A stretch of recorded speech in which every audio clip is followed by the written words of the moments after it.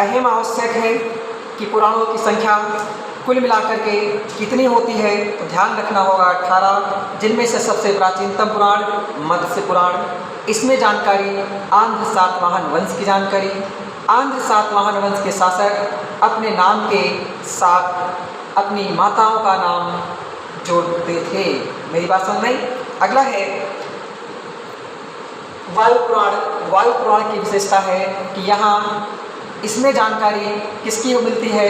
गुप्त साम्राज्य यानी गुप्त वंश की जानकारी मिलती है, जिनमें से गुप्त वंश का संस्थापक श्रीगुप्त है और गुप्त वंश का प्रथम पावरफुल राजा, उसका नाम चंद्रगुप्त प्रथम है। गुप्त वंश का सबसे पावरफुल राजा में से एक, उसका नाम समुद्रगुप्त है, जिसे लिच्छवी दौहित्र के नाम से जाना जाता है। इन बातों को आपको याद रखना होगा। गुप्त वंश का सबसे पावरफुल राजा, उसका नाम होता है चंद्रगुप्त द्वितीय, जिसे चंद्रगुप्त विक्रमादित्य के नाम से जानते हैं। इनकी कहानियाँ हम बाद में सीखेंगे, क्योंकि चंद्रगुप्त प्रथम, चंद्रगुप्त द्वितीय और समुद्रगुप्त इनकी पत्नियों से नाम आते हैं। वहाँ हम कहानी इनकी बहुत अच्छे से सीखेंगे। ठीक है। समुद्रगुप्त को भारत का नेपोलियन कहा जाता है। इस प्रकार से ध्यान रखना, भारत का नेपोलियन, समुद्रगुप्त को पंजाब का नेपोलियन, पंजाब का नेपोलियन। तो ध्यान रखना, जिसने गोल्डन टेम्पल में, उसका जो टेम्पल है गोल्डन यानी गोल्ड से आवरण कराया है, उसका नाम होता है महाराजा रणजीत सिंह। क्या नाम होता है? महाराजा रणजीत सिंह। समझ जाएंगे, बहुत इंपॉर्टेंट क्वेश्चन है। ठीक है, आगे सीखिए। लिखा है विष्णु पुराण। विष्णु पुराण में क्या होता है? मौर्य वंश और शुंग वंश की जानकारी मिलती है। ठीक है। शुंग वंश का संस्थापक कौन होता है? तो पुष्यमित्र शुंग होता है। और सर्वप्रथम अयोध्या अभिलेख से पुष्यमित्र शुंग की जानकारी मिलती है। याद रखना, पुष्यमित्र शुंग की जानकारी कहाँ से मिलती है? अयोध्या अभिलेख से। ओके। नाना घाट अभिलेख कहाँ से है? तो सातवाहन से। इनको सब बात डालेंगे। ठीक है, इतना कंप्लीट। अगला हेडिंग डालिए स्मृतियाँ। स्मृतियाँ लिखिए, इनकी संख्या। छोटे छोटे अहम क्वेश्चन। स्मृतियों से सबसे प्राचीनतम स्मृति कौन सी है? मनु स्मृति है। ठीक है, मैंने आपको पिछली क्लास में सिखाया था कि जो वेदांग होते हैं वहाँ से एक है कल्प। कल्प से जन्म किसका होता है? सूत्र साहित्यों का। सूत्र साहित्य में एक सूत्र है धर्म सूत्र। धर्म सूत्र से जो जन्म हुआ है स्मृतियों का हुआ है। स्मृति साहित्य में सबसे प्राचीनतम स्मृति आपकी मनु स्मृति होती है। ठीक है, मनु स्मृति में क्रमशः शुंग और सातवाहन वंश की जानकारी मिलती है। इसमें से एक स्मृति है जिसका नाम याज्ञवल्क्य स्मृति है। क्या है? याज्ञवल्क्य स्मृति है। याज्ञवल्क्य स्मृति पर एक टीका लिखा गया है। टीका का मतलब कुछ और नहीं है, टीका का मतलब ये व्याख्या का पर्यायवाची है। क्या है? व्याख्या का पर्यायवाची है। यानी जो याज्ञवल्क्य स्मृति है, इसमें जो लिखी गई दार्शनिक बातें हैं, इनको व्याख्या स्वरूप में एक ग्रंथ लिखा है जो विज्ञानेश्वर ने, जिसका नाम है मिताक्षरा। क्या नाम है? मिताक्षरा। तो याद रखिएगा, मिताक्षरा क्या है? एक टीका ग्रंथ है। किस पर लिखा गया है? याज्ञवल्क्य स्मृति पर लिखा गया है। किसने लिखा है? तो महा ऋषि, उनका नाम है विज्ञानेश्वर ने लिखा है। किसने? विज्ञानेश्वर ने लिखा है।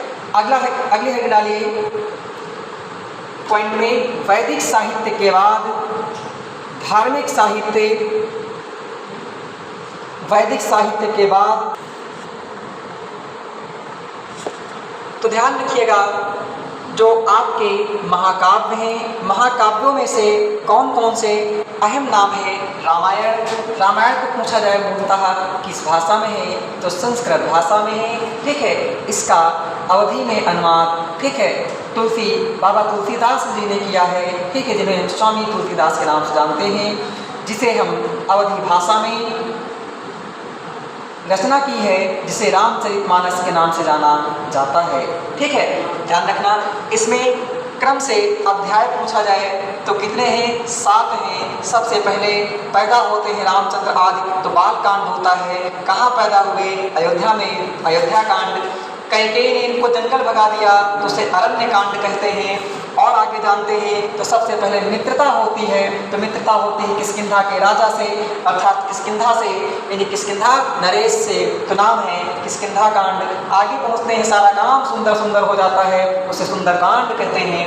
उसके बाद आगे हनुमान जी जाते हैं, सीता जी का पता लगाते हैं लंका में, तो लंका कांड होता है। उसके बाद आपस में लड़ाई होती है, घमासान युद्ध होता है, उसे हम उत्तर कांड या इसे हम युद्ध कांड के नाम से जानते हैं।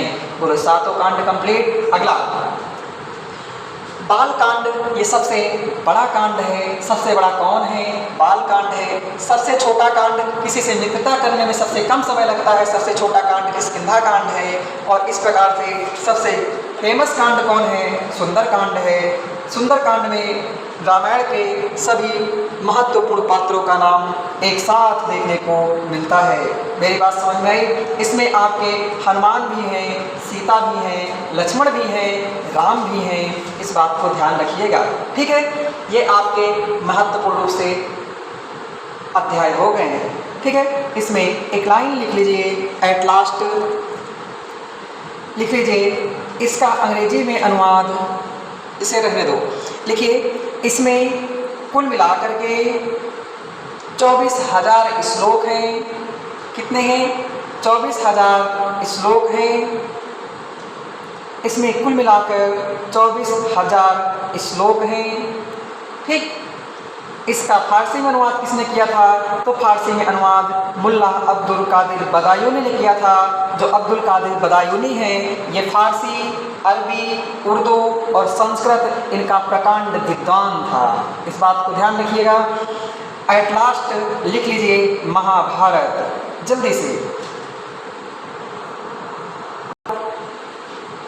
जो महाभारत है, महाभारत की प्रारंभिक अवस्था में 8800 श्लोक होते हैं। तो उसको मत लिखो, 8800 श्लोक होते हैं, तो इसे जय संहिता कहा जाता है। और जब इसमें काफ़ी समय के बाद श्लोकों की संख्या 1 लाख हो जाती है, तो इसे 1 लाख को शत सहस्त्र कहते हैं।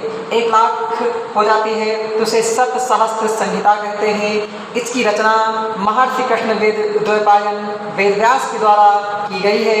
इसमें कुल मिलाकर के महाभारत का युद्ध 18 दिन चला है। इस प्रकार से 18 दिन की कहानी है। इस प्रकार से इसमें कुल मिलाकर के 18 अध्याय हैं, जिसमें सबसे अहम भीष्म पर्व माना जाता है। इसी से ओरिजिन हुआ है, जिसका नाम गीता होता है, ठीक है। गीता को पंचम वेद कहा जाता है।